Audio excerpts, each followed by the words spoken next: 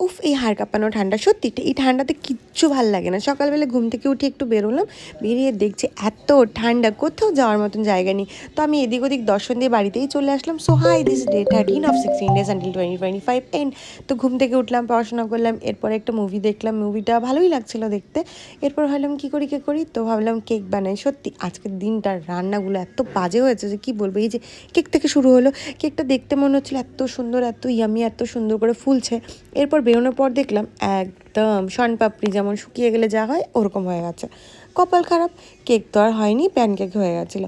এরপরে আমি কামরাঙ্গা খেলাম একটু, যেটা ভালোই লাগছিলো, আমি চাটনি বানিয়েছিলাম সেটার সঙ্গে খেলাম, ইয়াম্মি ইয়াম্মি ছিল। তারপরে ভাবলাম যে বিকেলবেলা একটু বানাবো হচ্ছে পাটিসাপটা।